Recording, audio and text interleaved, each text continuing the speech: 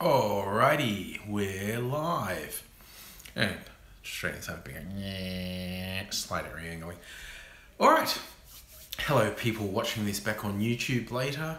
Always a little opening message for you, because it's just me and you now through the passage of time. We're time traveling space.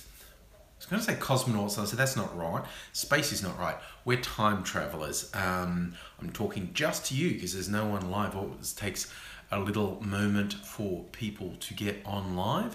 So I have this conversation. It's a special conversation because you're special people choosing to watch this live stream after the fact,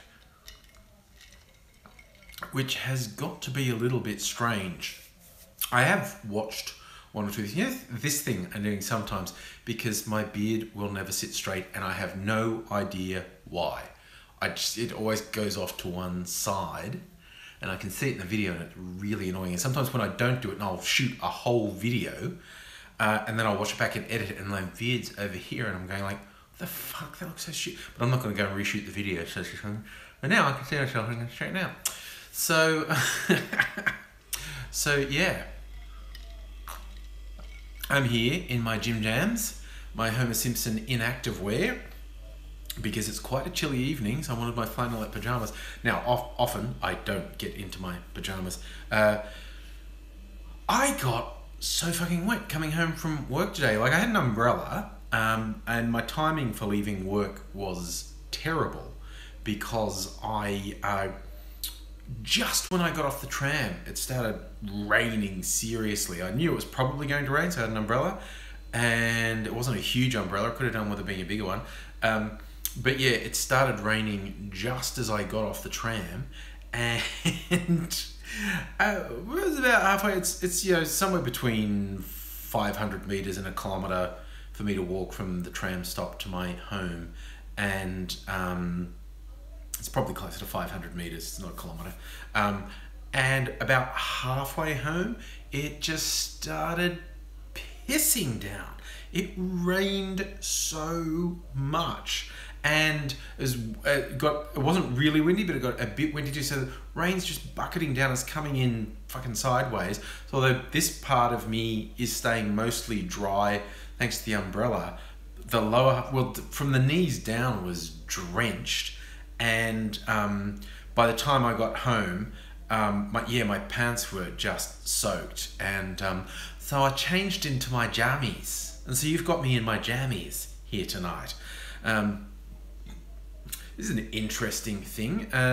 It's taking much longer than usual for anyone to join the live stream, which is fine. It's testing my monologuing skills, and it's never a bad thing for someone who wants to make videos and someone who wants to do live streams and someone who wants to entertain a crowd to test their monologuing ability. And that's what sorts the sheep from the goats. But tickling my throat, sorry. Excuse me. Yeah, so, I mean, obviously, you're not really going to be the sort of person who makes YouTube videos unless you're confident talking, particularly the type I make, where the majority of my videos are single take or not many takes. I do some edited ones where I do little grabs and change the angle and all that typical YouTubey thing, but I tend to do monologues, and particularly with the live streams, this is just a monologue, and you got to do it. Hey, Aussie brick chick. First comment. Look at this. I'm like 4 minutes in and people are just starting to say, hey, big bad ads. So I don't know if there was a delay in the message coming out, but now the numbers are saying there are people watching and the comments are starting to come in. No. So we're all on deck now. I've had fun doing a monologue for the first 3 minutes. Hello there, Stephen. So yes, I've had fun just doing a monologue while I waited for people to join the live stream. It's I know that's one of the things that Mrs. Angry says. It's certainly not something she can do. She finds it a rather unique skill of mine to just be able to talk and talk shit and without a huge amount of preparation, I might add. So yeah, what's the old saying that public speaking is like a lot of people's number one fear, scares them more than death. The idea of having to do public speaking. Clearly, that's not a big thing. But if I have done stuff on stages in front of audiences, and sometimes in front of quite big audiences, and that's a whole different kettle of fish, and that's really daunting. Hi, Celtic King. Yeah, the doing stuff in front of an audience, particularly a big audience, there's a huge adrenaline thing that goes with that. It's like, whoa, okay, this is pretty full on what I'm doing here. And I have been in stage in front of some pretty big audiences. They weren't there for me. I was in part of something else. But it's sort of part of someone else's show, getting to do something on stage. It's pretty intense. How is AIDSy?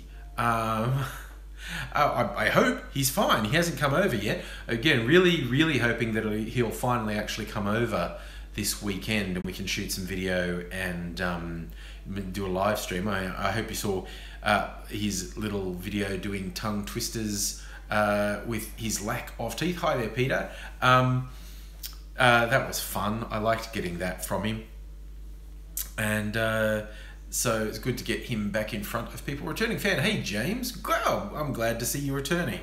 Always glad to. I'm glad to see new faces. I'm glad to see people coming back who've maybe not been watching videos for a while. And I'm very glad of having the regular people. I like everyone. I like everyone who watches the videos, except for the people I block. I don't like them, so I block them. See, when I'm doing this, you know, I'm obviously not a huge YouTube star. I'm not doing it for the fame and fortune and glory and money. I'm doing it for fun, and I'm doing it for the interaction, and I'm doing it for the experience. So if somebody drags any of those things down, if someone, you know, is not fun, if someone drags the experience down, I'm not going to put up with them.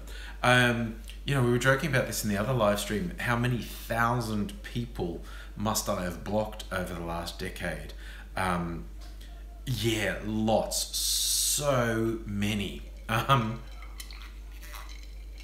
Even if you don't count the spammers, because YouTube's riddled with spammers, always has been. And I've blocked thousands of spammers over the years. But the assholes on top of that,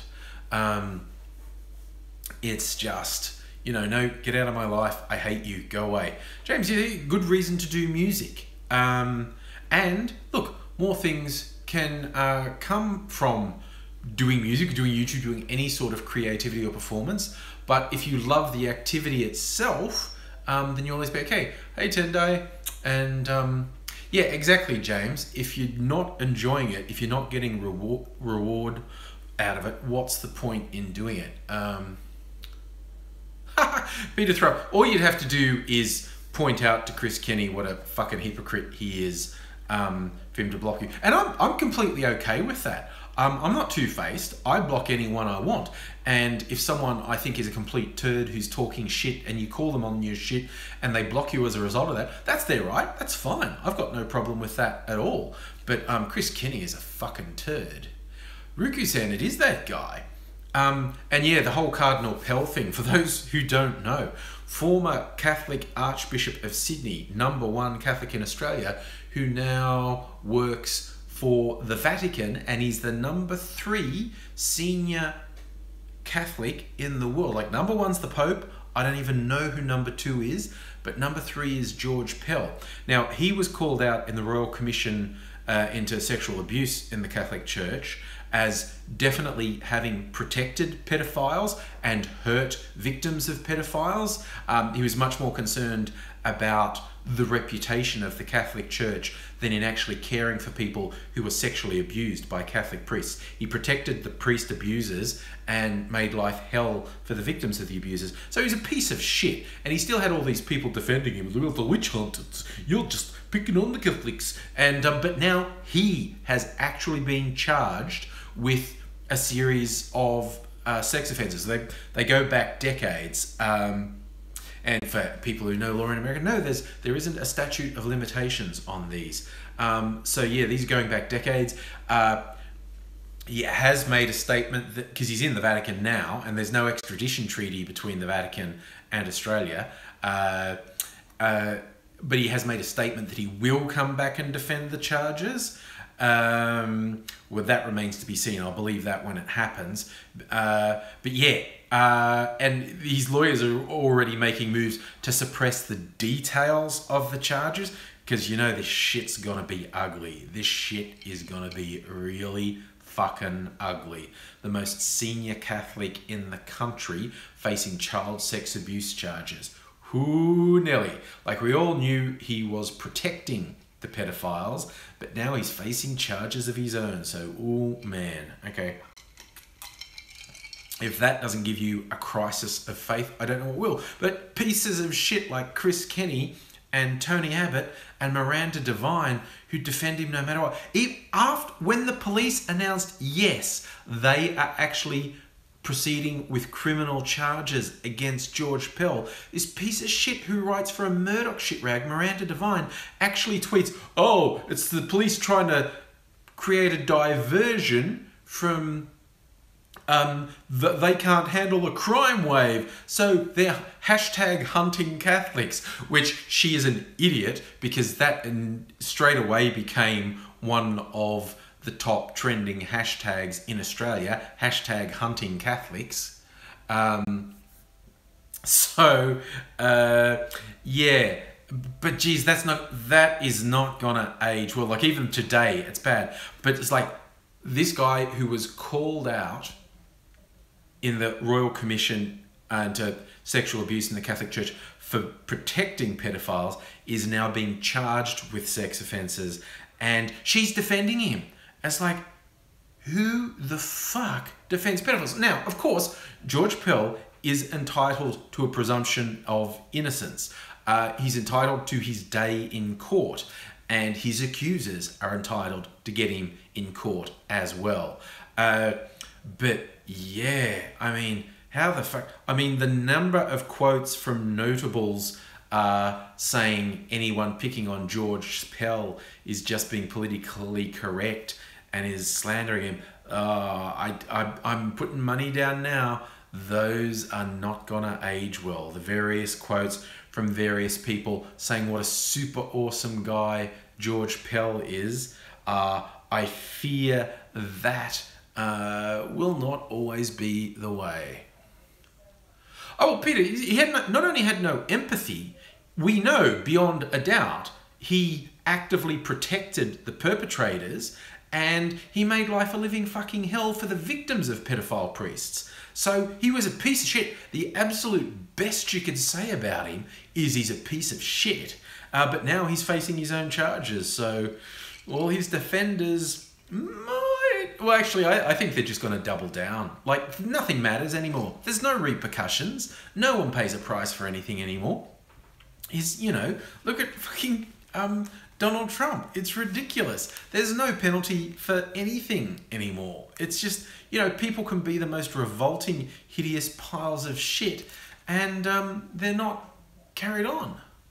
Well, Peter, the thing about Cosby and the speaking tour, that story's gone back and forth multiple times of that is happening, that isn't happening, that is happening, that isn't happening. So, I don't know. But, okay, Cosby doing a speaking tour on, how to avoid sexual abuse. That hideous fucking college rapist who, got off because, well, he's such a good boy and a promising boy. We don't want to ruin his future by sending him to jail just because he's a rapist. Like, it's not even an accusation. It's a conviction.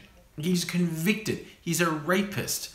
And it's just, and he's making all these speeches about, how to avoid sexual abuse.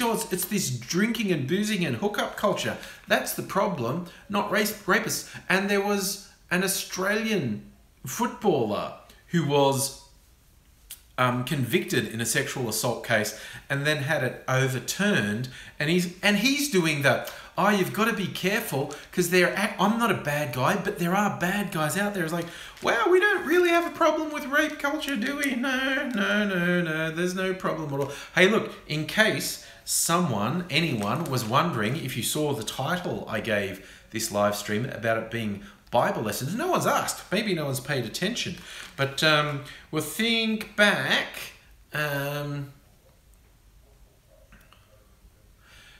We think back to someone who was on the live stream. I forget how long ago it was. The weird dude who was gonna, save mine and AIDS's souls, and I ignored him for a while because he clearly just wanted attention, and I couldn't tell if he was just a troll or if he really meant the weird shit he was saying. But guess what arrived in the mail? Well, I haven't opened it yet. I'm just opening it now, but it's from Bibles for Australia. So I think I know what's in my package. It's a Bible. Oh, it's only the New Testament. That sucks. The Old Testament's all the good. But this is called what's the recovery version? I've never heard of this. I need to know what a recovery version is. Ooh, it's on nice paper. There's probably a preface. Maybe there's a preface that explains to me what the recovery version is. Why is it in a video cassette sleeve? I don't know, but it is. It's like the size of a VHS tape. Gospels, New Testament. Come on, there must be a foreword. Here we go. A brief explanation. In the beginning, God created the universe. This has widely been regarded as a bad idea and has upset a lot of people. No, that's The Hitchhiker's Guide to the Galaxy.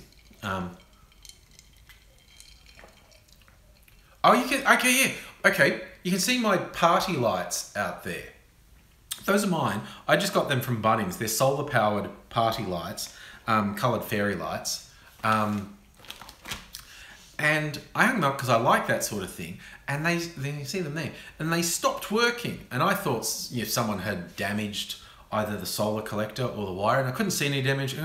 And then after they were not working for 3 or 4 days, they just spontaneously started working again. And then they worked for a couple of days, and then they stopped again. And they stopped working a couple of weeks ago, and tonight, just spontaneously, they started working again. It makes no sense at all. Maybe it's the miracle, because I have my Recovery New Testament. But I really want to know what a Recovery New Testament is, so let's read the explanation.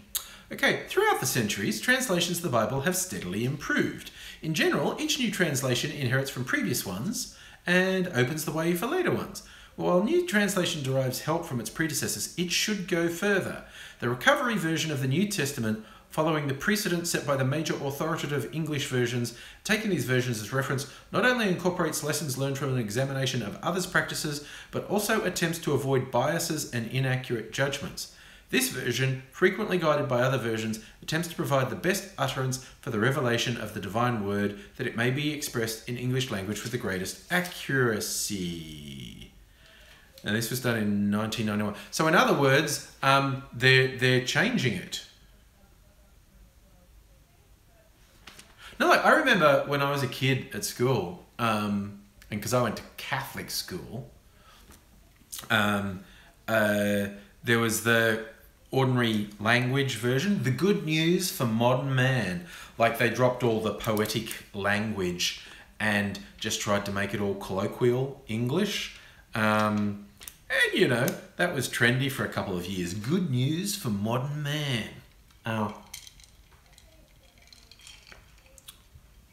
But I'm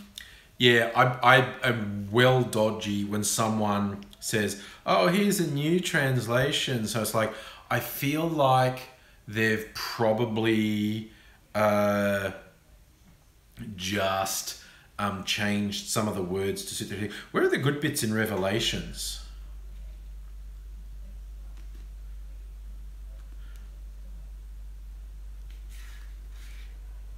I want to hear good bits about Armageddon, because I think that's what we're facing now. Who's a Revelations expert? I'm just trying to find some good bits. Do I get forced to do religious? State schools don't do religious education, but I went to a Catholic school, so I got forced to do lots of religious education. But no, there is, although there is some very nasty stealth insertion of religious education. Matthew 21:12, chasing the money lenders out of the table. Let's okay, Matthew 21, cleansing the temple. Okay, and this is like one of my favorite jokes I've seen online when people say, what would Jesus do? Remember, flipping tables and chasing people with whips is on the list of possibilities. Okay, so, and Jesus entered into the temple and cast out all those who were selling and buying in the temple. And he overturned the tables of the money changers and the seats of those who were selling the doves. And he said to them, it is written, my house shall be called a house of prayer, but you are making it a den of robbers. And the blind and the lame came to him in the temple, and he healed them. I love that's just a side thing. It's like, okay, I flipped some tables, I've broken all their shit. Oh, and the blind and lame, and I'm just healing them. Fuck all of you all. I chucked you out. Look, this is me. I'm just healing. But when the chief priests and the scribes saw the wonders he did, and the children who were crying out in the temple saying, Hosanna to the Son of David, they were indignant. And they said to him, do you hear what these people are saying? And Jesus said to them, yes. Have you never read, out of the mouths of infants and sucklings you have perfected praise? And leaving them, he went out of the city to Bethany and lodged there. It's like, it's just so casual that flip some tables, smash some gear, throw them out, and doing the healing. Doing the healing. Yeah, oh, we had some really fucking shitty stuff happen in Australia. Tony Abbott getting some ultra conservative hate-mongering evangelicals getting time in school and not telling parents, and presenting some absolutely awful shit in primary school classrooms, and parents weren't even made aware that this was happening. I mean, fucking politician. Tony Abbott, fucking George Pell supporter, so, you know, yeah.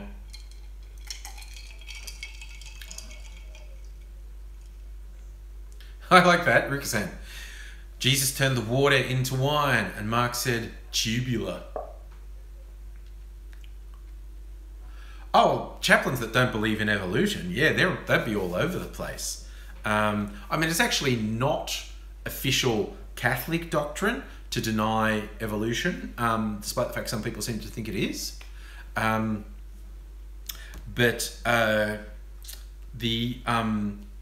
It's pretty easy to find religious people who are very threatened by the idea of evolution and other scientific. Hell, there was this Catholic convention in Australia a year or so ago, and this was regarded as being a really mainstreamy thing. They had talks on, you know, the heliocentric view of the universe. They were actually saying, no, the old thing of Earth being at the center and the sun revolving around the Earth, that's actually true. And this was a mainstream event.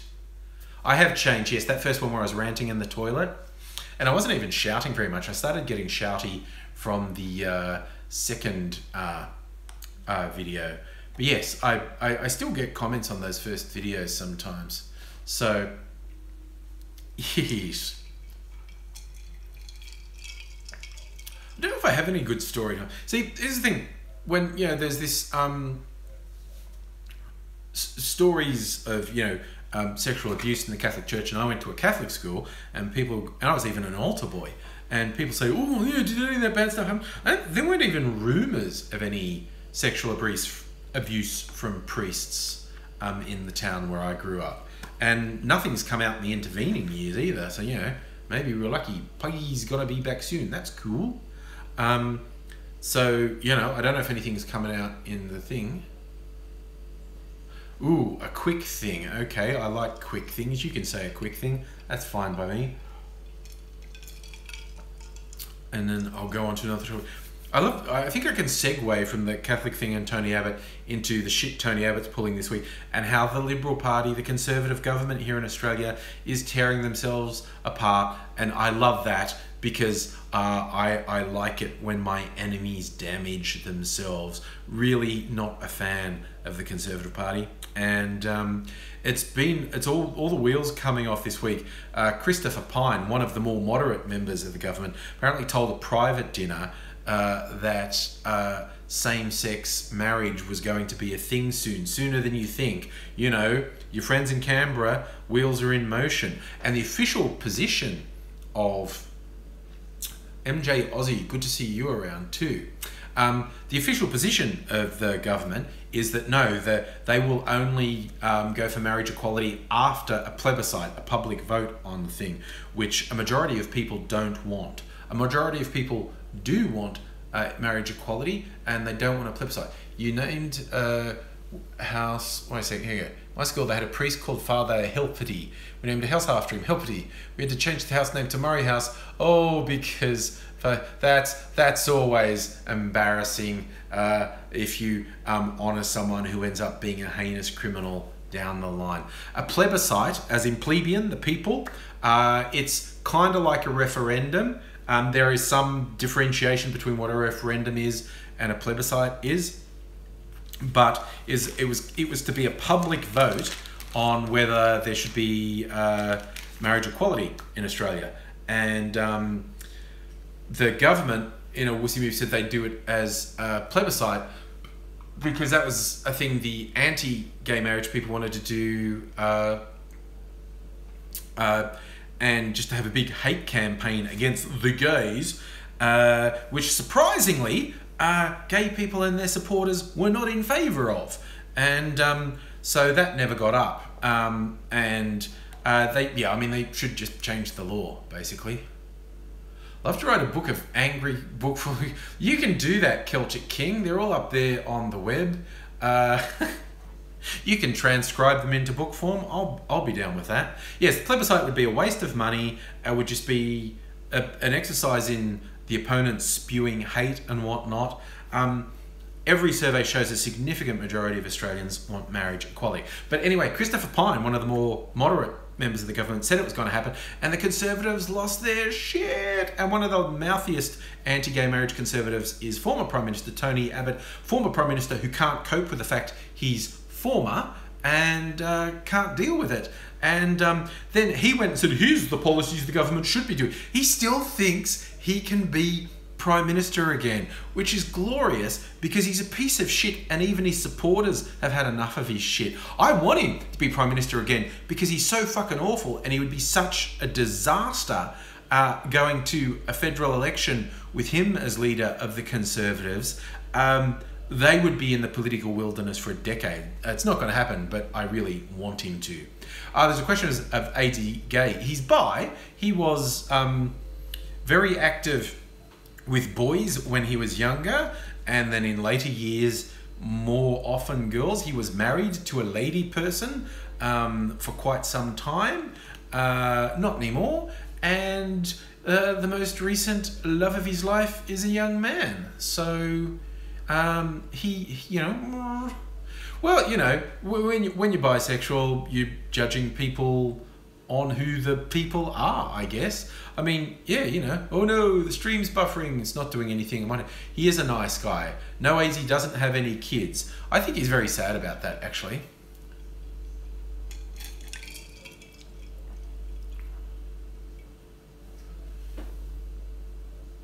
Scot-free, you're a stupid cunt, okay? Pedosexuals. Homosexuality has nothing to do with pedophilia. Only an ignorant, shit-for-brains fuckwit would say that, okay? We've been talking about, you know, the Catholic priests who are all being busted for being pedophiles. You know, most of them don't identify as gay. They're just pedophiles, okay? And the number of people who arbitrarily say gays are all pedophiles turn out to be actual sex offenders themselves is pretty consistent, okay? So, you know, if you're just going to be an ignorant little cunt, fuck off to ignorant cuntville and get your fucking shit together. Scot-free, you're a cunt, okay? You're a fucking worthless, snivelling cunt. Jesus fucking Christ.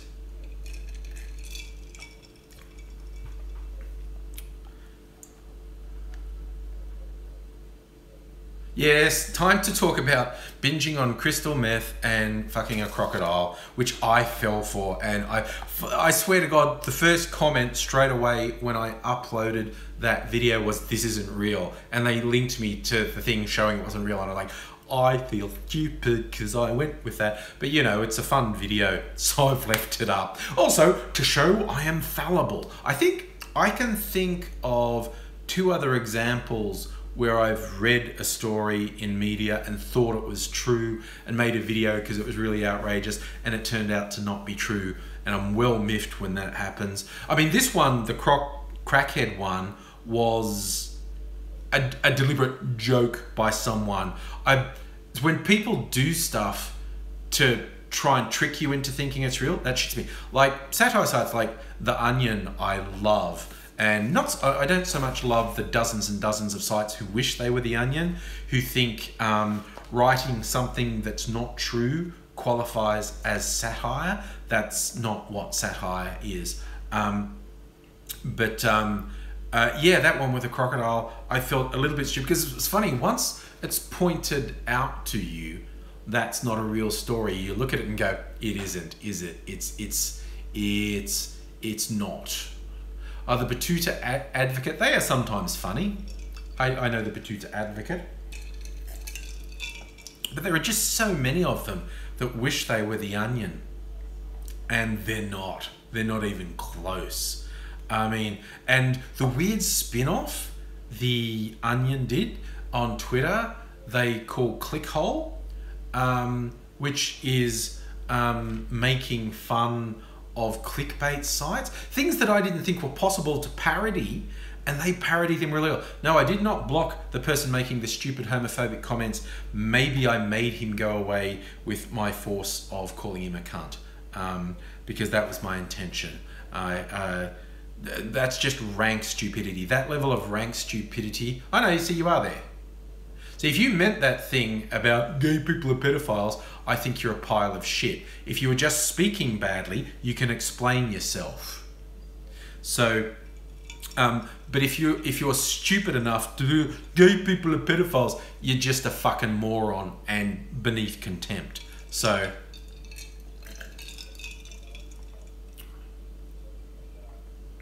see, that's what I don't know. Maybe he just expressed it really badly, Biore. That's what I'm saying. If you just expressed it really badly and you were talking about actual pedophiles, every clickbait heading. Oh my God, there was one earlier today on Clickhole, and it actually made me laugh out loud.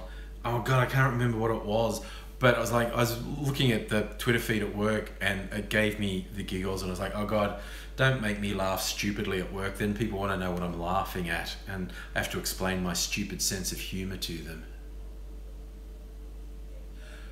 Scott Free, everyone's hating on you because you came across as if you were saying gay people are pedophiles. If that wasn't what you were saying, that you just made your point poorly, then say so and people will stop hitting on you. Because if you don't like pedophiles, I'm pretty sure everyone agrees with you. But if you're going to make stupid blanket comments about who is a pedophile, then yeah. Okay, T. You expressed it inelegantly. A whole range of things I won't put up with. Oh God, gay couple find out they're brothers. I have seen stories like, but it happens to heteros as well. Hetero couples who were adopted out and they get together and, you know, they've been doing it and then they have blood tests or whatever and they're brother and sister, and it's like, oh, that's unfortunate. Oh, wow. Yeah, no, that's not good. Grandson finding his grandma and marrying her. That's a pretty good one too, Biore. I mean, okay, here's one, and this isn't a blood thing, but I think the parents in this case were shitheads. But it's like, there was a boyfriend, girlfriend at high school, and, you know, they've been going together for a while. They're going together for...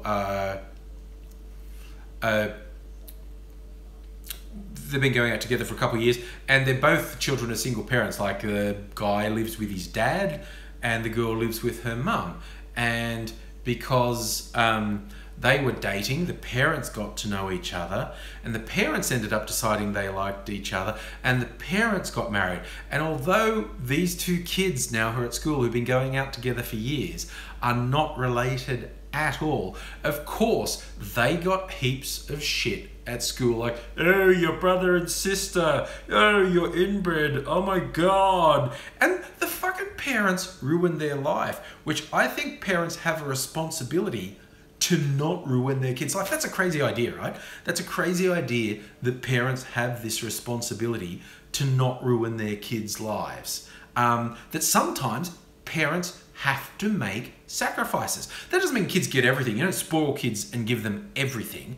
But, you know, I have this wild and crazy idea that parents have a responsibility to not completely ruin their kids' lives. Here's a spiritualistic question going to be answered. If you have sex with yourself, is it considered masturbating or incest? What do you mean, sex with myself? Do you mean a clone? If someone cloned me? Because, yeah, no, that would be homosexuality, I think. Or, you know, bisexuality. That would be same-sex sex. If there was a clone of me and I had sex with it, that's a different entity. So that's same-sex relations. No, but that's like, you know, you do that. You go to sleep on your own. See, I didn't know if you have a big enough dick, if you can bend it all the way around and stick it in your own butt, that would be masturbation.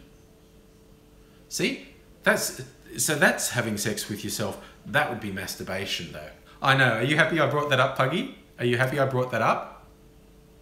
Oh, Mike. Oh my God. I've actually seen porn where guys do that, suck their own dicks. So, yeah, I just had to share that.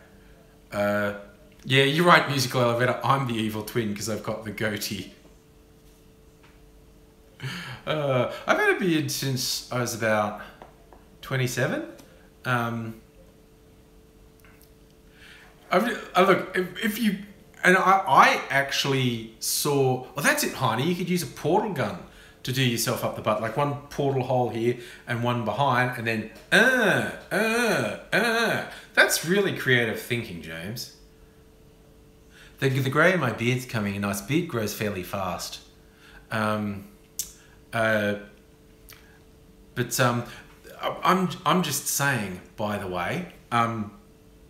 the porn with the guy sucking his own dick. I saw that decades ago, pre-internet, like it was a printed porno mag with a guy that sucked his own dick. So on the internet now, I'm sure if you just go Pornhub, guy sucking his own dick, there'll be like 1,000 videos on it. But back when I saw it, it was pretty rare and freaky and weird. And because when you're in high school, blokes always say, weird shit like that. Oh, you know, the joke we used to have was, oh, I was that far from a blowjob last night. Going, was that far away? Guys in my high school would always make jokes about that. You know, you'd suck your own dick if you could. And I do remember when the guy's saying that at some point, you suck your own dick if you could. And I went, I saw a porno where a guy did that, and just silence that like killed the conversation. That killed the conversation so quickly. But I did see someone talk about goats in their guys second disease before the internet. You had to get the porno mags from the gas station. Yeah, look, see, kids today, they don't know the challenge of finding porn as recently as the 90s. You know, it was hard. And see, in Australia, hardcore porn is technically illegal still. It got made illegal in the 80s, hardcore porn, just after the home video explosion, when you could get porn videos at home. It ended up getting made illegal in Australia. And it's still technically illegal, except in the ACT and the Northern Territory, I think. So it's in the 90s, it basically stopped getting prosecuted. In the 90s, hardcore is, X-rated, showing penetration. Oh, you're right. Yeah, Peter Thrupp. American Psycho got a restricted rating in Australia, so it had to be sealed. And yeah, you get it in a plain brown bag. Why they call it soft porn? Because it gets you hard. There was also that range in Australia of R-rated porn. So softcore porn didn't actually show penetration. It's romantic porn. The Red Curtain Diaries or something. There were some relatively famous people did some of that. But yeah, technically hardcore porn is illegal in Australia. So although in the 90s it started getting... the cops just stopped prosecuting it. First you had to, there were like secrets. That's it, David Duchovny did Red Shoe Diaries. You know it, Bury. You had to know the places that would sell you... No, Peter Thrupp. A couple of years ago, in a lead up to a state election in New South Wales, as a stunt, the Liberal Premier ordered the cops to raid the porno shops in King's Cross. And the cover story was, oh, we got reports they're selling child porn. And so they raided the pawn shops in King's Cross, arrested the poor bastards who were working behind the counter, got them charged with sex offences. And surprise, surprise, they didn't find any child porn in these shops.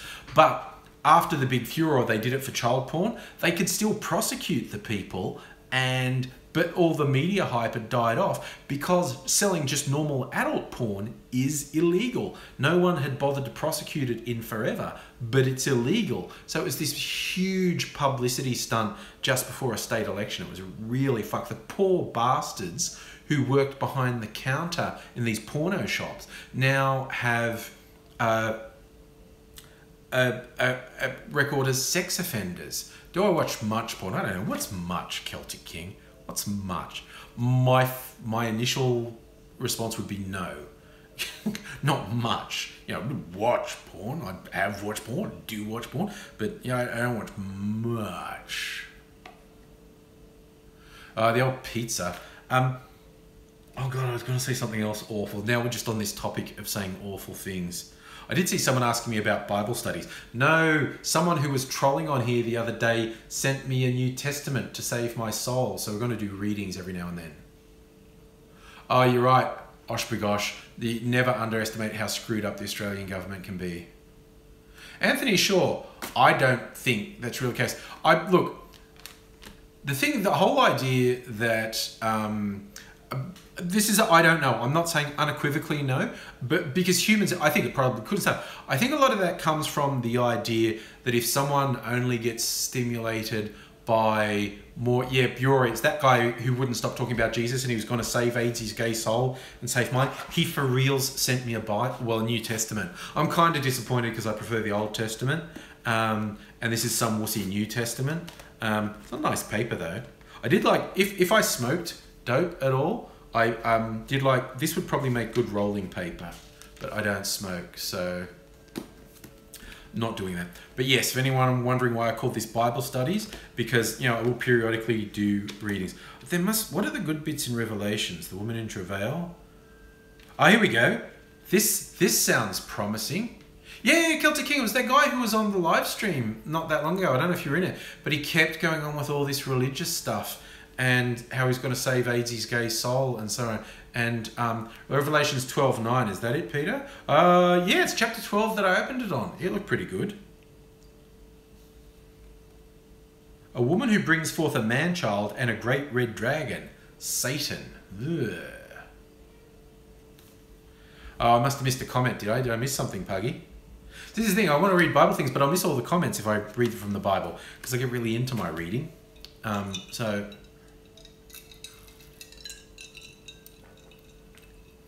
Yes, that was it. Pattern, blessing, and... Oh, you're Jesus, then we're all okay. Yeah, no, it wouldn't be good toilet paper. I think, yeah, it would rip. Doesn't feel very absorbent, actually. But I think it is really thin paper. I think it could be good rolling paper, but I don't smoke, so I'll never know. Your hair is long, fair enough. When did I have long hair? When I was at college for a little while, but it was almost mullet style. I grew it quite long at the back, and I was slicking it back. And I think when my hair goes curly when it's long, so when my hair was dry, it was all sort of curly around sort of my collar, but when it was wet, it was right down to like the center of my shoulder blades.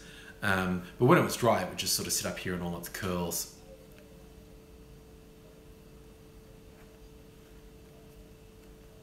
Do Bible reviews. I like that idea. Each chapter, say whatever. So, my Quran's a bit more like chicken than the Bible. I have not read the Quran. I've read heaps of the Bible because I went there. The Book of Psalms in high schools. Oh, and the stoners would collect them because it's good rolling paper. Ooh, there's space for notes in the back. Not many. Only a couple pages, so they just think you might write a couple pages of notes. No, it's a post office box. It's on all, my post office box is on all my videos. So what's this? The chart of 70 weeks in the coming of Christ with the raptures of the saints, including the 7 seals, 7 trumpets, 7 bowls, and the end. And the Holy Land in the New Testament. Judea. Ooh, the Judean People's Front. Which version of the Bible? I did that earlier. They call this a recovery version. MJ Aussie, how's Melbourne weather? It pissed down rain earlier. I got so wet, even though I had an umbrella walking from the tram stop to my home. Which is why I'm in my jammies, because my clothes got really wet. Oh, Heine, you're saying Daniel is like Revelations. Is Daniel the Jewish version of the end of the world? See, I should know more. Yeah, but James, I agree. I would want to read the Quran before critiquing it.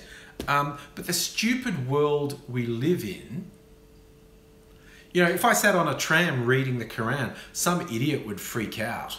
I work in IT, so we get a lot of South Asian people from India and Pakistan, do work in IT, and some are Hindu and some are Muslim. And one of the workplaces I was in, I know someone left their Quran on a desk. Like, no one was sitting at this desk, someone must have left it behind. And it was in Arabic, and it was a beautiful book. Like, each page had scroll work around it in the Arabic script. It was a beautiful book. But of course I can't read Arabic, so... But yeah, just the idea of, if you had the Quran on public transport, someone would lose their shit. And that's the thing, if I was going to seriously critique the Bible, I'd reread it. Moses needs to come back and make the 10 Commandments. Stop calling them more than 2 weeks old. I was hoping it would be the Old Testament, because I wanted to get into some of like the Jewish books of law, Leviticus and whatnot, that the homophobes quote and say like, well, that's the reason that gays are bad, because the Jewish book of law says it's an abomination. Go, really? Do you keep kosher? Is that what you do? Because all the other laws, you can't just pick one and say, I'm going to go with this one because I don't like the gays. And your sister converted to Muslim and says the Quran's like the Old Testament. Of course, chronologically, it's quite a bit later. Like, I don't know, is it 1,000 years? More than 1,000 years later than the New Testament? Because, you got the Talmud, the Jewish holy book, and then the Christians commandeered that and then called it the Old Testament, and then they got the New Testament, and then the later thing was Islam, the Prophet Muhammad. See, they revere Jesus as a prophet, not as the Son of God. There is only one God, Allah, and they regard everything else as the work of the prophets, because they're all Abrahamic religions. The Muslims see a straight line from the Old Testament, New Testament to the Quran, and they have that common root. Yes, there is a... Yes, you should baptize yourself in the Church of Angry. Yeah, is the thing, Batman. It's like the people are saying gay is bad. They're being told that by people who are sexually abusing children and adult members of their congregation. What the fuck is that even about? James, I've heard that the Quran is quite poetic. I have heard that. And I mean, some people like old versions of the Bible with, you know, the older style English, because they find that quite poetic. What do I think about paganism? What do I think about a statue? We need a big book of grudges. I like that. Look, paganism is like, meh, whatever. I think it's a little bit childish, quite honestly. Gays and pedos ain't the same. Thank you. Yes.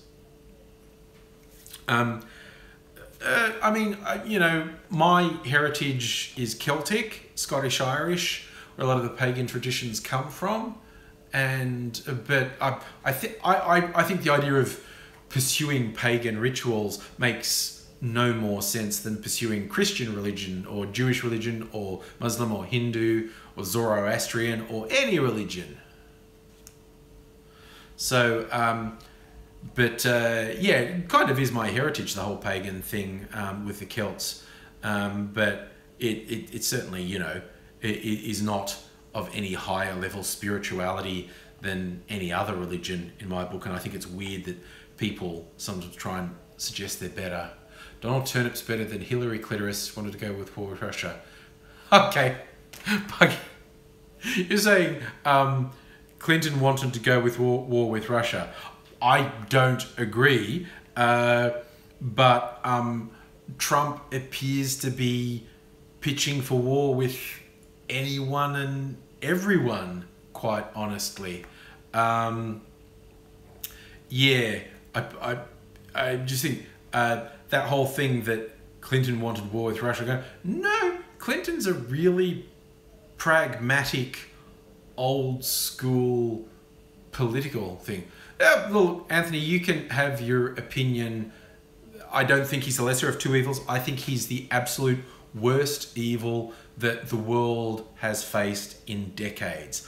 I think he is a degrading of public life. I think he is an abomination. I think he's utterly disgusting. I think he is endangering the lives of everyone in the world. Clinton's a piece of shit. She's an old party hack. But you know, she plays those games. The idea that Clinton was going to start war with Russia is frankly fucking stupid. It's straight up fucking stupid. Oh, James, you're saying Trump looked uncomfortable in Saudi Arabia. Did you see the video of his Nazi sidekick in Saudi Arabia? Bannon looked so uncomfortable because he was surrounded by Saudis, people he'd been saying are evil and deserve to be wiped out. There was this video of him going through all these Saudi people and he looked so scared. It was fucking hilarious. It was such a funny piece of video.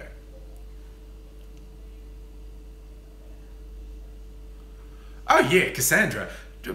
Clinton was way down with bombing everyone in the Middle East, same as Trump is, same as anyone who gets to power in the US is just into bombing the Middle East for some reason. That's just a thing for the last couple of decades, that whoever's in power in the US is gonna bomb the Middle East. That's just a thing. I mean, oh no, I'm not a Clinton fan. She's part of the machine. She was part of the political machine. I did not see things getting much better under Clinton, but I see things getting much worse under Trump. Much worse. Because Trump's just a fucking narcissist, possibly with a severe mental disorder, and whatever. Yeah, I mean, she was qualified. I just think she was boring. I just think Clinton was boring party hack, basically. Are we going into conspiracy theory? Who, me or a comment? I mean, you know, you can say all politicians lie, but Trump lies quite spectacularly. I mean, just to a stunning degree. Oh, Bernie, we've had the Bernie conversation before. I would have preferred Bernie, but when I see people going, Bernie would have won, it's like, you have no way of knowing that, okay? Bye, Celtic King. It's like, you have no way of knowing that. The Conservatives had so much shit to smear on Bernie, you know, about him being a communist and against hardcore porn again. I think we had can you ever talk enough about hardcore porn? That's the big question. I was about to say, I think we've talked enough about hardcore porn. What do I think about TJ Kirk? I don't know TJ Kirk. I'm glad people can see the party lights. I had this conversation. They didn't work for a couple of weeks, and now they say, I love your version of politics through the ages. That's really good. But, oh, okay. TJ is the amazing atheist. Okay, yeah, I'm with you, Viola. I thought we were talking Star Trek. The amazing atheist is the epitome of why I don't spend a lot of time identifying myself as an atheist. Okay, so by any objective analysis of my belief system, I'm an atheist. But I'm not going to go out making atheist videos and talking about atheist things online because of the people who call themselves atheists who are complete fucking wankers. It's just, what the fuck?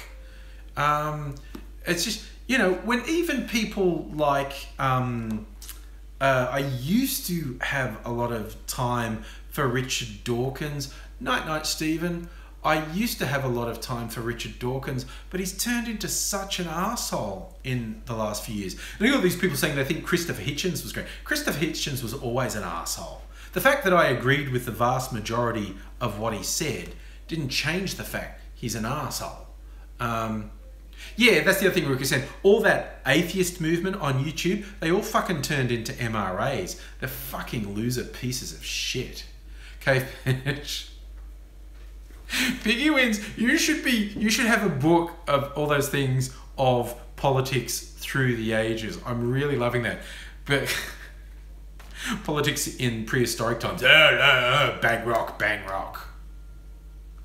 See, the thing is, Peter, I agree with you completely that Richard Dawkins on Twitter is a fucking disaster. But I feel like I sort of saw a decay in him over the years, because with the rise of loud people on the internet, you know, he was getting death threats every day from lunatic Christians.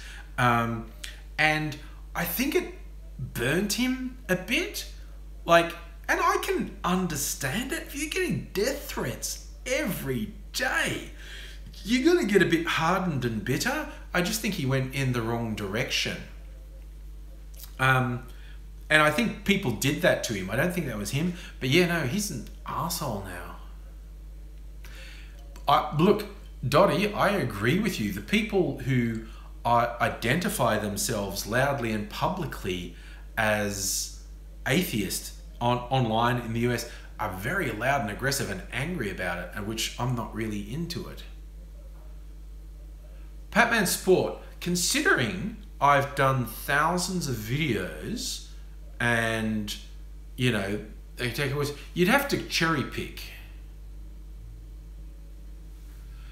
Anthony, look, let's just say I disagree with the idea of the red pill, okay? That movie, no. No. Men's rights, not a thing. Men's rights aren't under challenge. Men are in control. The whole thing that men are under siege is just fucking moronic. It's ridiculous. And anytime anyone who says they're for men's rights, and they say, oh, what about like suicide rates among men? This sort of abuse men face. Those are feminist issues. And yes, you can point out people who call themselves feminists, people who are feminists, who say awful, nasty things about men who I have no time at all for. I just think they're bad people. I mean, there is no ideology that doesn't have arseholes in it. That's a simple statement of fact. There is no ideology that doesn't have arseholes in it. Yeah, and that's a good point. Hardcore atheist, confused agnostic, I don't know. Cassandra, I agree with you 100%. The MRA movement is nothing like feminism. It's just a bunch of insecure fuckheads who feel, oh no, I've been getting everything in my favour no matter how mediocre I am. The idea that I'd have to compete on merit is terrifying. No, everyone wanting to be treated equally means I'll be treated badly because I'm a fucking loser. The glasses, it slides down my nose. That's the thing. I agree with you 100%, Cassandra. MRA, men's rights activist. Whenever anyone who's an MRA says something legitimate like about homelessness men, mental illness in men, suicide in men, unfair treatment of fathers, those are feminist issues. Every feminist I know and respect wants the same things. They want care for men who, because of fucking toxic masculinity and ridiculous patriarchal expectations, can't express themselves, suffer mental health issues in silence, pushed towards suicide, treated badly. Every feminist that I respect wants those things addressed. All you get from MRAs is how everything is feminist fault, and it's fucking horseshit. I was talking this. Look, okay, I'm going to float an idea with everyone here. Peter, the All Lives Matter, don't get me started on, or get me started on them, because some people don't realise the difference between saying Black Lives Matter and, oh, Buggy, you got a 5-part joke. Slow the chat. You can't control the chat, Buggy. I don't think it's going to work. A 5-part joke's just not going to work. Anthony Shaw, you're making that up, okay? You are making that up. What's my stand on the Vanguard Party? I don't know what that is, Comrade Dazza. I mean, Puggy, you can post your thing, but I'm not going to be able to see it. One to screw men and one to excoriate men from the evil marriage, blame men for inventing such a faulty means of new. Okay.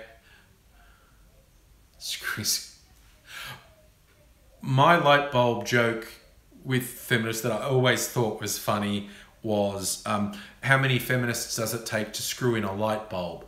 One, and it's not funny. Roger, I think Clementine Ford is right in the vast majority of things she says. People being people, I've seen her write things that I disagree with. I agree with the vast majority of things she's written. Look, Anthony Shaw, again, you're cherry picking. You're saying there are some cases where some people say they don't like a certain thing. So you're going, blanket, feminists want that. And it's not true. It simply isn't true. Oh, that's a joke from Viola. A male feminist walks into a bar because it was set too low.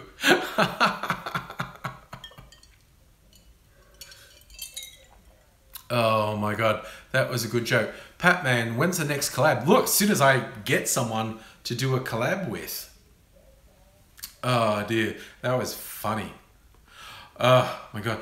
The funniest thing I read recently, but the argument with feminism, workplace affirmative action, and things. And think about studies that have shown employers that have quotas like, okay, this company has traditionally only had men in management positions. We need a quota. We need to force ourselves to put women in management positions. We're going to have a quota. At least X% of management roles are going to go to women. The studies have shown that actually improves the companies because it cancels out their unconscious bias, and the women who get promoted are qualified and the men who don't get promoted really mediocre. So really mediocre men who used to just walk into management roles get knocked off by qualified women, and the company ends up much better run. Ooh, Angela Davis, that's a good sim. Puggy, Discord is the best way to chat with peeps. Well, you know, that's the thing. Quotas or tag. See, well, that's all semantics, Patton. It's just like, but when you look at things like actual real facts in Australia, there are more big companies run by men called Peter than there are big companies run by women. And all the people go, well, it's just been on merit. It's just been on merit. What are the chances when you see that 99% of these influential roles in business, in politics, and whatnot, go to men? You look in history with 99% of the roles going to men. What is the chance that that was on merit? What is the chance, just blind chance, that there are 99 men more qualified than one woman? What are the chances that that is just merit? It's not merit. It's about a stacked system. It's about a biased selection process, and it's just ridiculous. The willful blindness to the bias in that selection process is ridiculous. I mean, again, pointing out that I think there's two names. It's probably Peter and John or David or something, with more Australian companies headed by men with this name than there are by women.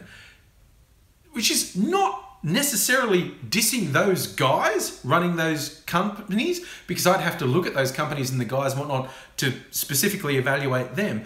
But anyone rational would look at that and go, that probably isn't right. That probably isn't about merit. That's probably about a biased selection process.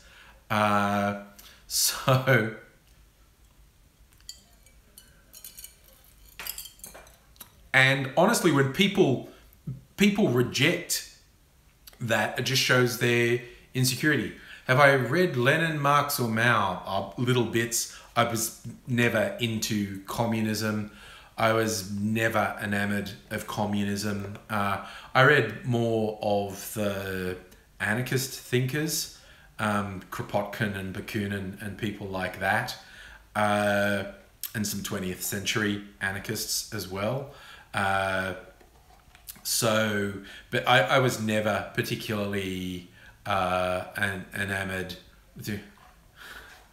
Pro-choice is pro-life. Pro-life is just pro-control of women. It's like, if that's a euphemism. Pro-life is anti-abortion. Pro-life is pro-control of women. Okay.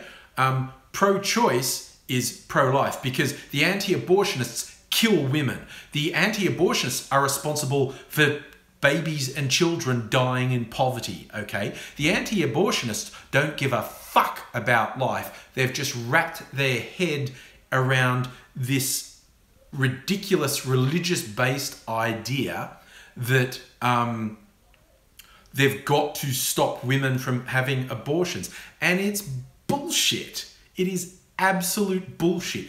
Every argument that anti-abortionists make is fucking bullshit. Unless you want to pay for children their entire life.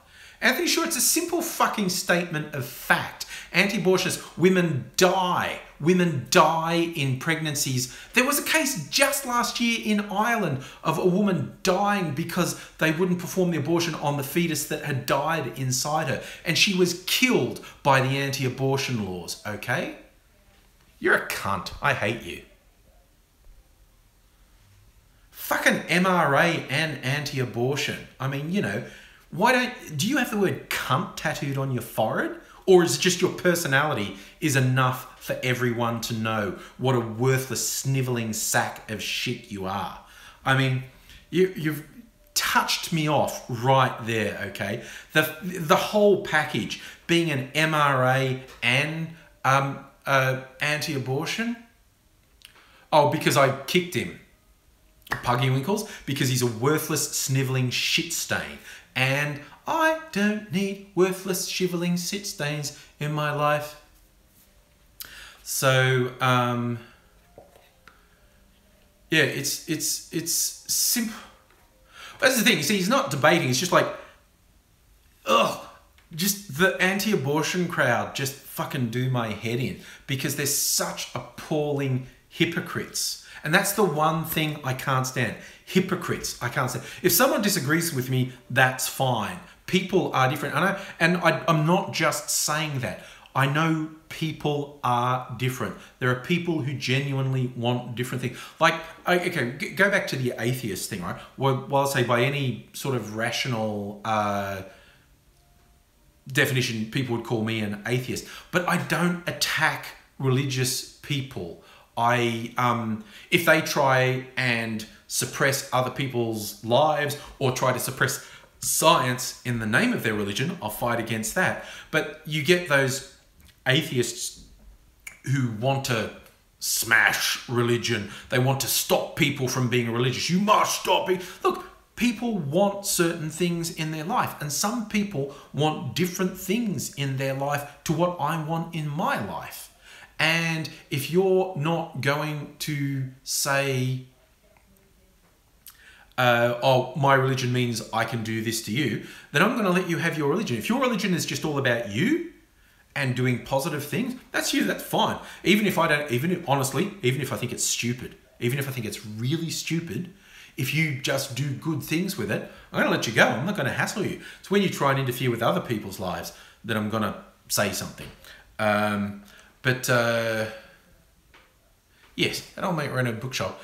Hardcore lib, anti-vaxxer, anti-abortion, Putin's bootlicker. Well, that's an interesting one. What's that doing? Stop that. Wait, I want to read this. Putin's bootlicker, but he could at least accept my opinions. Made him believe in man-made climate change. Good for you. There are more anarchists than atheists. Actually, anti-theist, that's actually, and they actually, to the best of my knowledge, most of those loudmouth atheists actually like the term anti-theist. I know some people think they're saying a bad thing about them when they call them anti-theist, but I think a lot of the militant atheist type actually like the term anti-theist. Oh, okay, the Buddhist terrorist. Just do a Google search. I actually, if again, talking about bad manifestations of religion, and you always particularly get Westerners going, Buddhism is peaceful and wonderful. Do a Google search on Buddhist Taliban. And there are Buddhist extremists in Southeast Asia who are murdering people who aren't Buddhists. So it's, Buddhists, not that peaceful, quite honestly. You get extremists in Buddhism as well. So it's just when someone's ideology switches to, I am going to kill people who aren't my ideology. I like that. I mean, I don't like it. Peter's saying there's a guy in Myanmar who got jailed for depicting the Buddha with earphones. I think it's around that part of the world. I think it's quite bad in Myanmar, but around that part of the world, you get some really extremist Buddhists. The Taliban do bad things. Don't kill them. Torch. Well, okay. I get the idea. I'm going to take you seriously for a second. You said, don't kill like extremists like the Taliban or ISIS, people who murder people, torture them. I honestly get that feeling. I get that feeling about, like, some people will say it about rapists or child abusers, torture them, don't do that. And I get that feeling that, like, no, they should suffer. I should make them suffer. But I'm going to get real for a second there. Things like torture and murder, like retribution, hunting down people, that affects the person who does it. Like, again, if you're just being open and saying this torture is not about rehabilitating them and saying this is just about revenge, They hurt someone. This is not about stopping someone else from doing it. I just want revenge on this person. I want to inflict pain on this person. That does bad things to you. And this is me being philosophical. This is me being nice. Like, don't go for torture because that bad thing. People can't be rehabilitated. I don't even know how to pronounce your username. I do agree with you. There are people who can't be rehabilitated. I think they should be incarcerated forever. I think there should be cases of, and in a lot of cases there are, cases of literal lifelong incarceration. And Viola, you're right, that when even just being brutal to someone in prison, if you're not keeping them away forever, like you get the people who want prison to be a really nasty punishment. These are prison's too easy. It's not. You try. Like, if you were literally going to be locked in a room every night and you have no freedom, it will fuck you up. I've visited people in jails, okay? Jail fucks you up. People who want prison to be awful and punishing and whatnot, these people get out of prison, okay? You can't spend years or decades brutalizing someone and then expect that to not have some blowback when they get out of jail. Okay, you just can't. It's such short-term thinking. And look, philosophy, you raise one of the obvious problems. This is why I'm anti-death penalty. Particularly, you just look at the US. The death penalty is unevenly applied and it's wrongly applied. That's an unarguable fact. You are much more likely to face the death penalty in the US if you're black. You are much more likely to be wrongly convicted if you're black. Happens to white people too, but it's an unequivocal fact. It's just real. You can look at actual statistics. The death penalty, where it exists, is unevenly applied. It's unevenly applied, and it's not a deterrent, and it's wrongly applied. Innocent people have the death penalty inflicted on them. The death penalty's just wrong. Even, you can incarcerate someone for a long time because you think they're a murderer, then find out decades later, oh no, we did a DNA test and they're innocent. Oh shit. And you try and make it up to them. But you can't make it up to them if they're dead. And wrongful convictions happen all the time. Do I have any thoughts on prison abolition? I don't think that would work. What would you do with bad people? Because there are bad people. I'm not naive. There are bad people in the world. I've known some bad people. I've known some scary bad people. So yeah, no, I do not believe in the abolition of prisons. Now, I also think you look at the US with the rate of incarceration there, and in fact, when it's turned into a privatized system, that's wrong. People have done a bunch of things to other people, such as Taliban should not go on death penalty, tucked away. Oh look, honestly, whether you want to say terrorists, whether you want to say multiple murderers, predators, rapists, I think there are a whole bunch of people who should just be locked away. They don't get out. I honestly believe that. And that would make me unpopular with some people, because some people go, they can be rehabilitated. I think there are cases where they can't. I honestly think there are cases where someone will be dangerous until they are dead. So they need to be kept away from everyone else until they are dead. I honestly believe that. And I know that would make me unpopular with some people. Have you ever watched any videos from Jason Uhu? No, I don't know who that is. Half the Liberal government, Ruku-san. Now, I don't want them to lock away forever. I do want them to go away. Slap some of them about with a wet fish, maybe. Because mostly with our government, they're just dicks. I believe, Puggy, a maximum security prison. You have to be careful, again. Oh, Puggy, we're going to shift off this shit. Yeah, let's talk about Doctor Who again. Yeah, Peter, look, if you don't agree, that's fine. The funniest Dalek in the universe. That was a show from the Melbourne Comedy Festival from a few years ago that some people I know did, and I videoed the show. It was a really weird show. I got the whole video.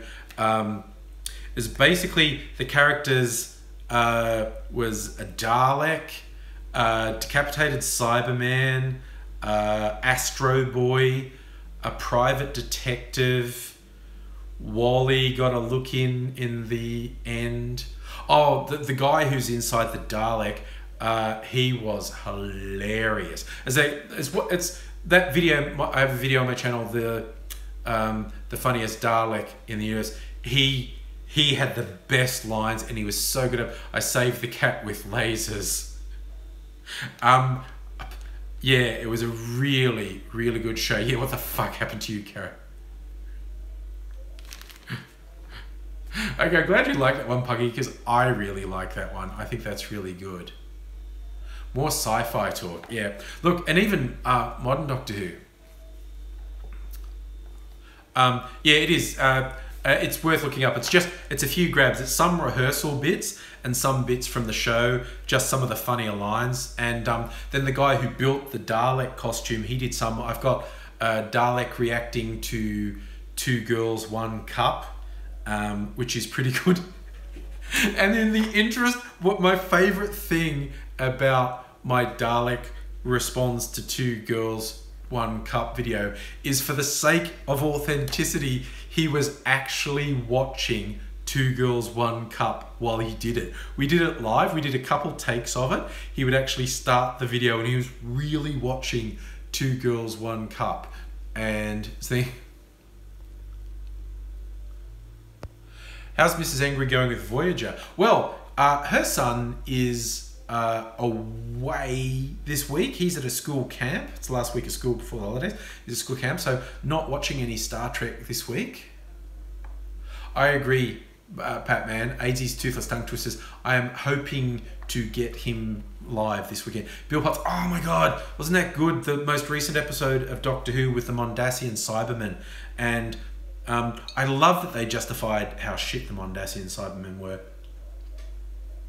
I said this in the live stream. I love how one of the things they've done really well in the new Doctor Who is make you feel for the people who've been converted to Cybermen. When someone inside a Cyberman suit still has their own sense of self, it's brutal because they've had their humanity taken away from them, but they know that, and it's fucking brutal. I mean, with the Daleks, they keep trying to recreate that magical bit from the first season of the new Doctor Who with the Chris Eccleston as the Doctor, where the Daleks got reintroduced. His episode Dalek, that one Dalek, when the Doctor's losing his shit because he thought all the Daleks had been destroyed, and there's one there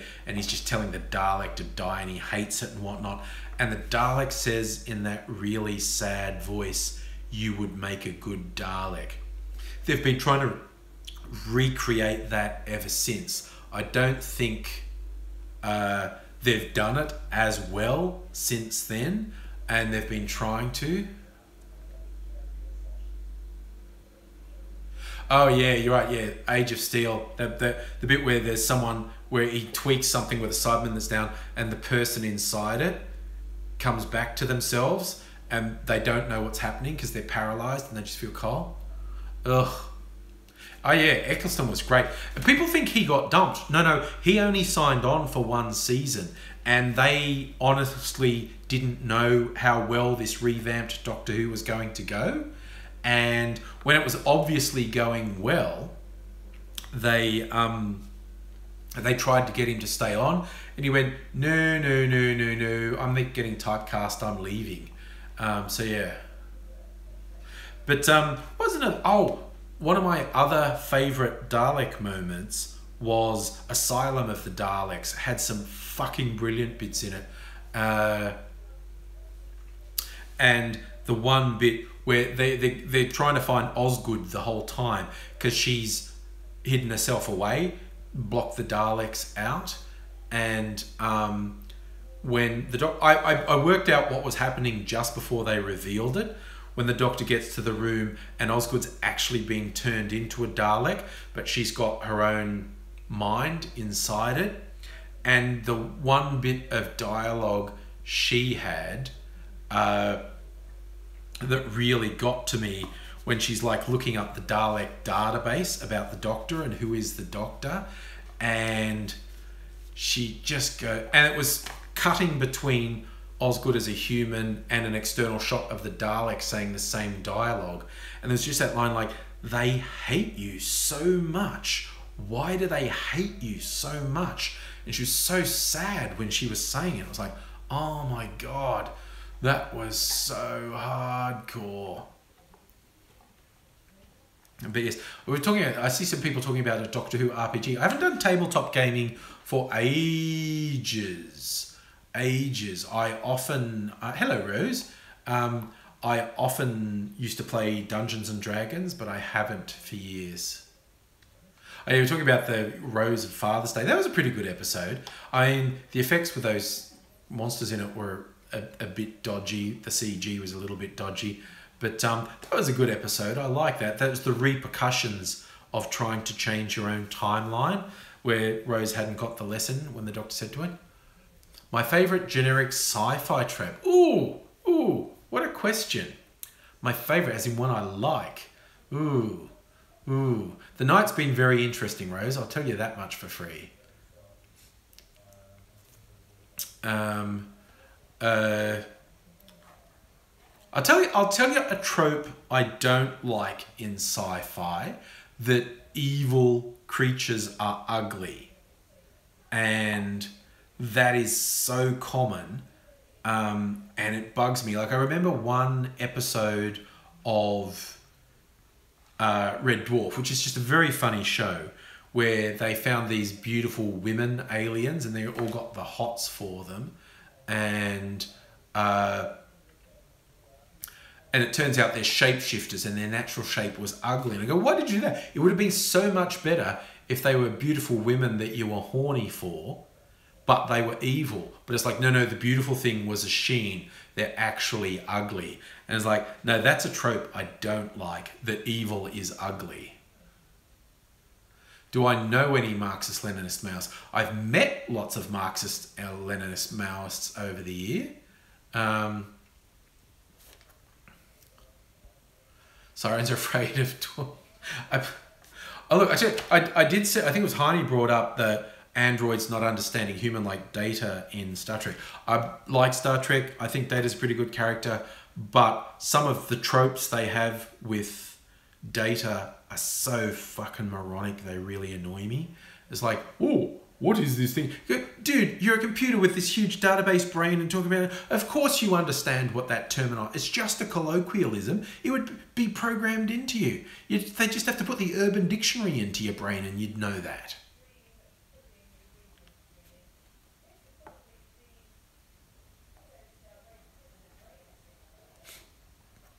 But yeah, it's sometimes when like a sci-fi is good, but it relies on a dumb thing, it really gets to me.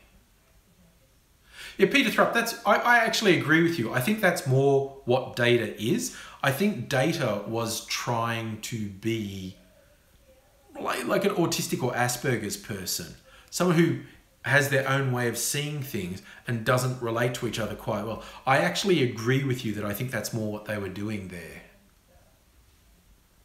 Rukasena could work. Just program an android with Urban Dictionary. They'll go, night, Puggy. What time is it? Well, I've been on an hour and a half. I probably won't be here much longer. But it's kind of like the Borg in Star Trek. Like, the Borg are my favourite thing. I love them. And they're great. And the movie First Contact is one of the best of the movies before they rebooted it.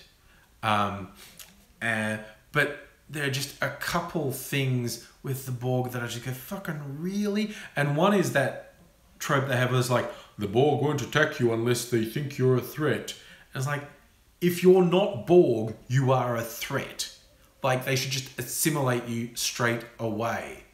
It's It's just ridiculous. Look, they're from Starfleet and they've got guns, but because they're not shooting at you this very second, you won't do anything to them. Dude, they're going to shoot at you at some point. That's how it works. That little plot device shits me. But also, with the energy weapons that the Borg adapt to, that's well and good. But it's like, if you're a fucking Starfleet and the Borg adapt to energy weapons, you would use projectile weapons. Give someone a fucking sword, for fuck's sake. Put a bayonet on the end of your fucking blaster. But we have guns now that are designed, they use really soft ammunition. So if it hits a person, it's going to punch a big fucking hole in them. But if it hits a wall, it's going to splat on the wall and not penetrate the wall. It's the worry of, like cops shooting a bad guy, but the bullet either going through the bad guy or missing the bad guy and going through a wall and hitting an innocent person. So you just have a projectile weapon, because you don't want to fucking blow holes in your spaceship, but you have one that has this soft ammunition that would hit and kill a Borg, like damage its organic parts to the point it's incapacitated, but won't damage your spaceship. It's like, it's such a fucking simple thing. It's so simple. What's the weather like in Melbourne? It's turned quite cold. We're in traditionally the coldest part of winter, June turning into July. Previous couple of weeks were very, very mild. We were having maximums of around 15 Celsius. It's very mild. This week and next week look like they're going to be a bit cold. Temperatures close to freezing. Looks like it's going to be mean. Do you know, like Voyager? Voyager is okay. Voyager has some good stuff in it. Like anything that's like, it has some dumb stuff and some good stuff. Possibly sacrilegious to old school Star Trek fans. I prefer the new reboot movies to any of the TV series that have come up to this point. I really like the reboot movies. I think they're fun. Yes. I love Firefly. Firefly is awesome. And it will be forever one of the injustices of the universe that Firefly only lasted one season. We can agree Neelix sucks. Nice. Has an EMP ever been used on the Borg? I think the danger with an EMP is that although you could use a focused EMP, but of course it would disable a starship as well. But yeah, to me, projectile weapons would take the Borg out straight away. And it annoys the shit out of me that they don't do that. So like a show that is good, a show that I like, but then relies on something dumb. And honestly, that is a big flaw in a lot of Doctor Who. I love Doctor Who, but they will regularly rely on a quite contrived way to get out of a particular situation. And it's like, no, really? Okay, I get it. Fine. It's kind of one of the reasons I really liked Firefly is they played with a lot of the hero tropes where our heroes weren't heroes at all. They just weren't. Reverse the polarity of the neutron flow, Dottie. That's the whole sentence. Reverse the polarity of the neutron flow. They used that so much in the original series. It became a running joke to reverse the polarity of the neutron flow. Yes, Burori, that's my favourite thing. When the captain's fighting that big guy and it's not going well, and his first officer, she says, the captain needs to do this himself. And he goes, what are you, crazy? Shoot him! Shoot him! The way they played with the tropes in Firefly, I really enjoyed. But you know, maybe we need to have some things that feel good taken away from us so we understand life is pain. Because if we always got things good handed to us, we wouldn't appreciate them. So yeah, that's my philosophy for the moment. But I'm looking forward to the new Star Trek. I don't know if you've seen the trailers for it, but it's got a fucking cool cast. And it seems like it's going to focus on war with the Klingons, which should be cool and lots of action. So I'm really keen to see where this one goes. I mean, like, Michelle Yeoh as a Starship Captain, she's such a badass. Ever since Crouching Tiger, Hidden Dragon, I've thought she was awesome. So, of course it pissed off idiot, fucking racist misogynists. I'm looking forward to it. I think it might not be great, but I think it has a lot of potential. You wish they'd make a Star Trek series in the Enterprise B era. I don't know what that... Am I a Pitch Perfect 3 fan? No. I mean, I find the Pitch Perfect movies humorous. I don't love them, but I got a few good laughs out of them. I agree with you. Put Michelle Yeoh in everything. She's awesome. This is how much of a softie I am. While Crouching Tiger, Hidden Dragon was a really good action movie and has really good fight scenes and all that thing, that I'm such a softie. The bit I really love in Crouching Tiger is when the hero, he's done that thing against the bad woman, deflecting all her poison darts and killing her, but one dart got through, and so he's been poisoned. And so Michelle Yeoh's cradling Chow Yun Fat and sends the young girl off, go and get an antidote. And she's cradling her, and she's saying, like, don't speak, don't use your energy, we'll save you.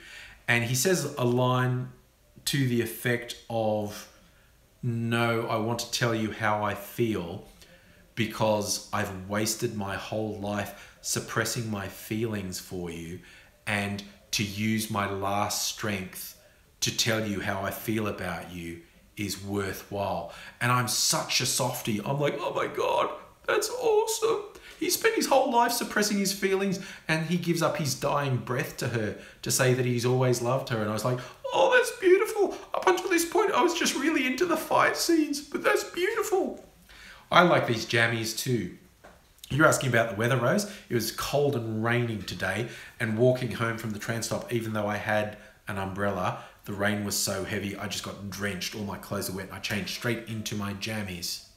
Oh, Rick said, you can't take me to movies, man. The slightest emotional thing, and I'll burst into tears. Even if it's a positive thing, I'll get really excited and go, oh, I'm a blubbering mess in movies. Even bloody razor ads will do it to me. I'm just an emotional mess, I'm telling you now.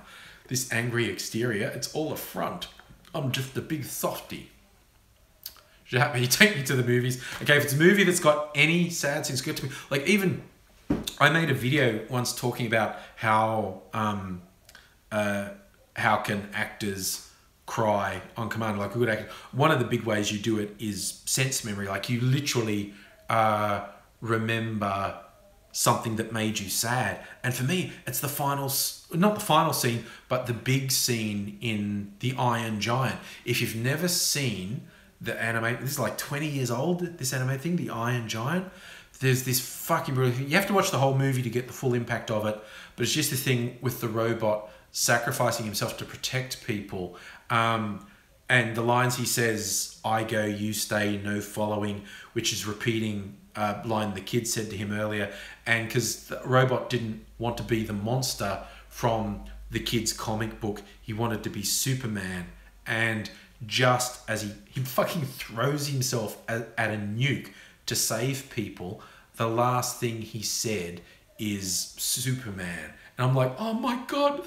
I've never been into The Lion King, so I don't think I did cry at Mufasa's death. I'm not really into The Lion King. No, thespians are all fucked up. That's fair. That's fair and reasonably accurate. Desperate for attention. It's like people who make videos on YouTube, desperate for attention and validation from complete strangers. No, don't be so cry at the end of Terminator 2.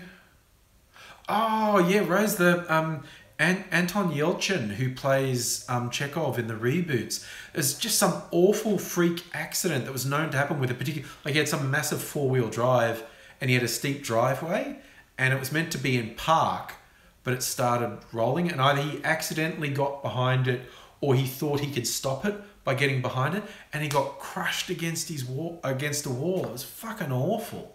Like when the story first came out, I thought, that doesn't sound right. That sounds dodgy. I think something dodgy happened. But it turns out that was a known fault with these cars that they were doing. It was such an awful accident. He was so young.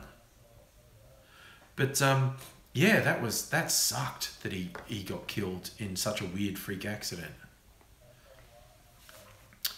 But yeah, and of course he'd finished filming his scenes for the third Star Trek reboot movie, but the movie hadn't come out. So he was in that, and yeah, there was some question of would they kill his character off in the movie. They didn't. But yeah, oh man, and of course, awful, tragic accidents happen every day, every minute to people. But it's just when it's someone high profile, you really notice it. It's not like he was more deserving than the other million people who have tragic accidents or illnesses or whatnot.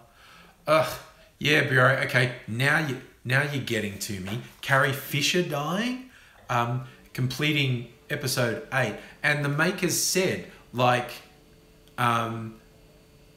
the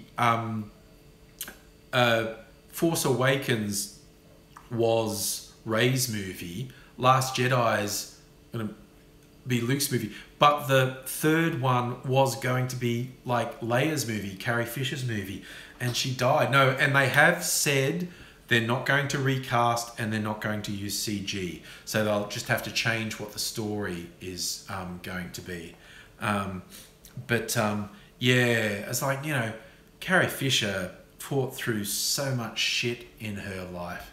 Ooh, Mr. Steven with a devastating take. Star Wars sucks. The prequels suck. I won't argue with that. I like the original trilogy. It's not sci-fi. Oh, Mr. Stevens he's just getting out there. It's just getting out there and saying it's not sci-fi, it's space opera.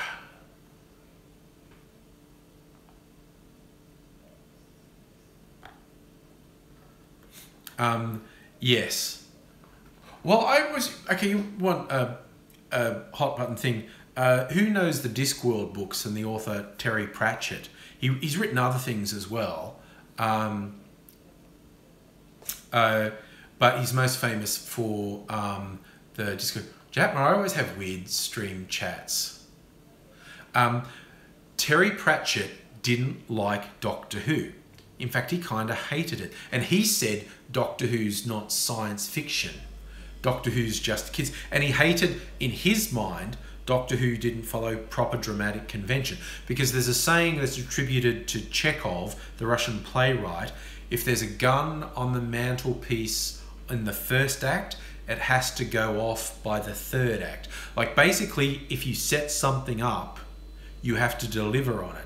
And he believes Doctor Who broke that convention regularly. I don't completely agree with him, but he's entitled to his viewpoint. He's a much greater man than me. I will allow Terry Pratchett to have his point of view. It's like, he's earned the right to have a point of view far more than I have. But it was very interesting that he said he really didn't like Doctor Who. So, yeah. But that was a pretty dramatic statement when he made it, that he really didn't like Doctor Who. It was like, ooh, geez, it's hardcore, Terry. I read this other series of books, and I started reading because I got them in a book sale. There's a series known as the Long Earth series. I think there's 4 books in the series, and he co-wrote them with another writer. He died before the last one was published, but they'd finished most of the work on it and ended up publishing it. The Long Earth is this really interesting concept that there are all these alternate Earth dimensions. Yeah, it's not a particularly groundbreaking idea of different dimensions, the multiverse theory, but certain people can move between these worlds. They call it stepping. And somebody develops a device that's very easy to make, and he releases the plan onto the internet. And if you make this device and flip the switch, you step between worlds. And they're all like Earth, but different. And our Earth is the only one that humans are on. There are other creatures on the other world, some very like our creatures, some very different. And there is a potentially infinite number of these universes. Like some people, when they perfect the way to step between worlds, they go through millions of these Earths, and they come up with some very interesting concepts about what that would mean and what effect that would have on humanity and what it would tell us about ourselves. They're a really, really interesting read. You know, there is action in them, but they're not like space epic sci-fi. It's like philosophy sci-fi. And I just read the final one not that long ago. Yeah, what you're saying about the indigenous thing comes in, and they eventually get to the point where the multiple worlds, the stepping, is actually an act of imagination. It's basically, if you believe you can do it, you can do it.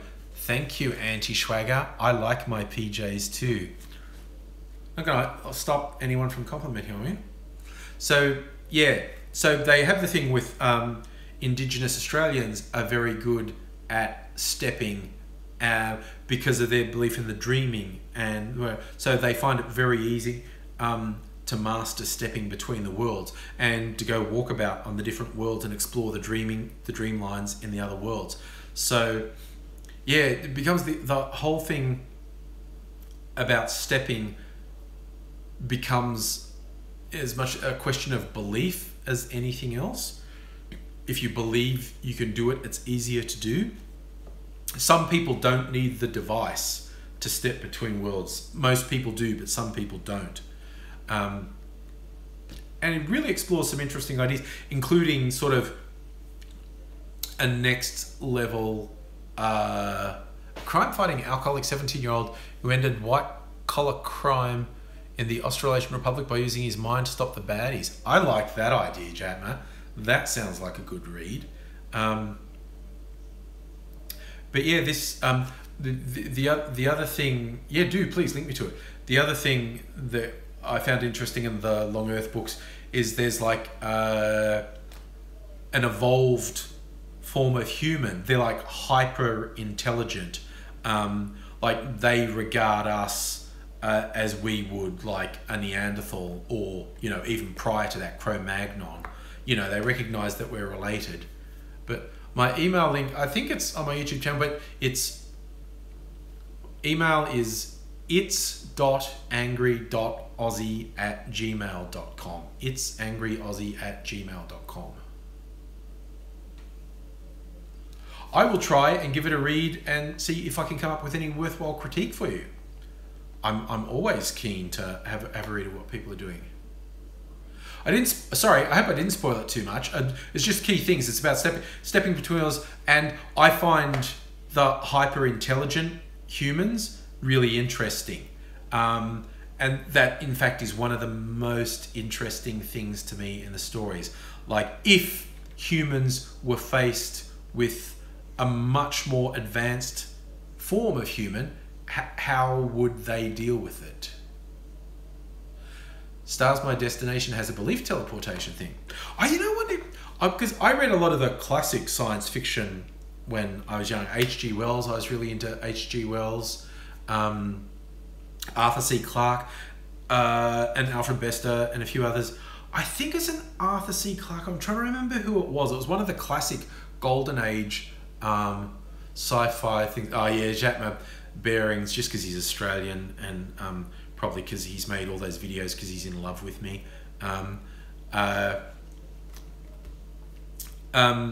trying to remember who it was, but it's like a detective story. It's a sci-fi detective story. These two different cultures, human cultures. One of them is agoraphobic, never goes outside. They never go outside, and The other one can't stand physical contact. They use telepresence. They use projections to interact with each other. They use basically VR to interact with each other. And a police detective who's from the culture where no one goes outside is trying to investigate a murder that happened in this place where... That's correct, Shahatma. The cop's trying to investigate a murder in this place where people are never in the same physical space. So when people are never in the same physical space because they can't stand to be in the same physical space as each other, how do you murder someone? Who overcomes that impulse to murder someone? Because to physically contact someone is so against their cultural norms. And given the way we are now with VR and people being on their phones and interacting online rather than person, I think an adaptation of that, updated for how technology works now, would be very timely. Someone should do that. Bearing is an MRA, right-wing, anti-feminist who doesn't like me because I'm left-wing and pro-feminist, and has made a bunch of attack videos on me and is probably upset that I never responded to any of them. But I find that shit boring. And I don't feel like... I heard he was a musician, actually, Jatma. Yeah, I'm a cuck. That's my problem. That is my problem. Definitely. Yeah. So, I mean, he tried to bait me a bunch of times, but I just don't feel like being defined by wank. Same as that sad fuck of ass hat.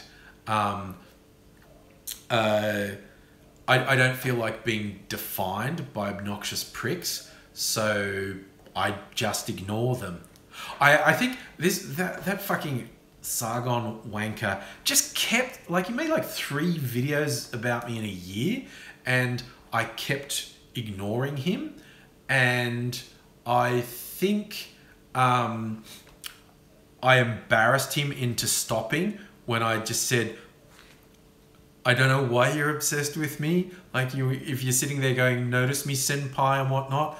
But it's just kind of boring, dude. And it's getting embarrassing that you keep obsessing about me. I'm not going to make videos about you, guy. You know, just, you know, get your own life. And he never made another video about me after that. So I think I might have hit a nerve when I made fun of him obsessing about me when I'd just been ignoring him. Oh dear.